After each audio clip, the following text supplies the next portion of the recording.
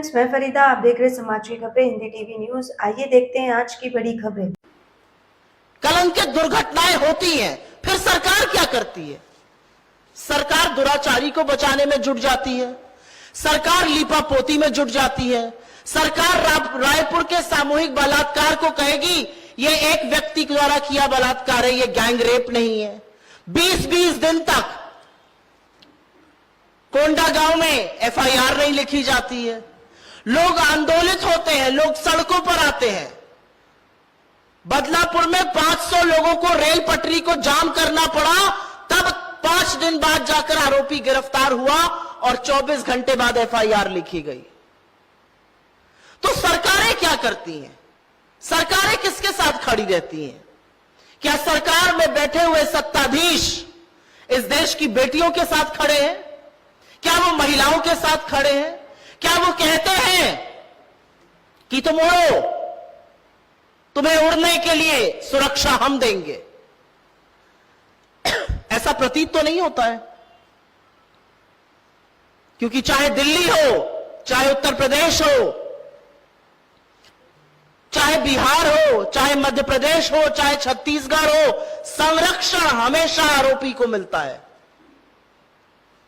Police और प्रशासन हर बार आरोपी को बचाने की कोशिश करते हुए पाए जाते हैं। उत्पीड़ित महिला को, पीड़ित महिला को दर दर भटकना पड़ता है। और अब न्याय के लिए यह एक नया चलन है, आंदोलन करना पड़ेगा तो आपकी एफआईआर लॉन्च होगी। आंदोलन करना पड़ेगा तब गैंगरेप को गैंगरेप कहा जाएगा। जब तक मीडिया मुखरता से नहीं उठाएगा, आपकी कोई सुनवाई नहीं है। जब तक विपक्ष सड़कों पे नहीं उतरेगा, 100 युवा सत्ताधीशों के कान पर जून नहीं रेंगेगी। और ये क्यों हो रहा है? कहां से आता है इन मनबड़ लफंगों को यह हौसला कि यह देश की आधी आबादी के साथ ये हैवानियत करते हैं? कहां से आता है यह संरक्षण? क्योंकि इनको पता है कि इनको न पुलिस का, न प्रशासन का, न कानून का रत्ती भर डर है। इनको पता है इनको बचाने वाला कोई ऊपर बैठा हुआ है। एक आदमी सांसद रहते हुए इस देश की सबसे होनहार बेटियों का यौन उत्पीड़न करता है। संरक्षण किसे मिलता है? संरक्षण उस आरोपी को मिलता है।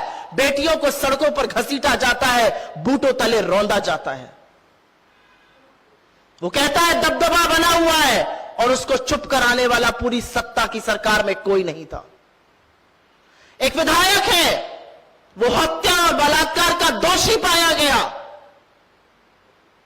उन्नाव में, और उस पर तब तक कार्रवाई नहीं हुई जब तक कोर्ट ने इंटरवीन करके नहीं कहा क्या तमाशा कर रहे हैं, आदमी को गिरफ्तार तो करिए। सारा देश आक्रोशित है। हमने बंगाल में भी प्रदर्शन किया, हमने बदलापुर में भी किया, हमने छत्तीसगढ़ में भी किया। हम जिला भर आज भी प्रेस कॉन्फ्रेंस कर रहे हैं और कल भी हम इस पर आंदोलन कर रहे हैं। सरकार क्या कर रही है? पिछले 9 महीने में छत्तीसगढ़ में 600 से ज्यादा जघन्य बलात्कार के मामले सामने आए हैं। 3000 से ज्यादा आपराधिक गतिविधियां हुई हैं महिलाओं के खिलाफ। यह हौसला सत्ता में बैठे हुए लोग देते हैं इन लोगों को कि कुछ भी कर लो, संरक्षण हम देंगे। यह हौसला इस देश के प्रधानमंत्री देते हैं, जो सब कुछ जानते हुए, उस रावण की दरिंदगी को जानते हुए कर्नाटक जाते हैं और प्रज्वल रेवन्ना के लिए वोट मांगते हैं। सारा देश आक्रोशित है, सारा देश आंदोलित है। लेकिन आईआईटी बीएचयू के जो बीजेपी के कार्यकर्ता गैंगरेप के आरोपी थे, उनमें से 2 को बेल मिल जाती है, और जब वो घर आते हैं तो ऐसा स्वागत होता है मानो आजादी की लड़ाई लड़कर आए हों। इसलिए आता है हौसला, इसलिए आता है हौसला क्योंकि 2023 और 2024 में जघन्य अपराधों में करीब 20 से 25 मामले ऐसे हैं जिसमें बीजेपी के कार्यकर्ता, उनके नेता, उनके सांसद शामिल हैं। क्या आपका एनजीओ है और काम करने के लिए डोनेशन चाहिए, लेकिन 12 ATG सर्टिफिकेट नहीं होने की वजह से डोनेशन नहीं मिल पा रहा है?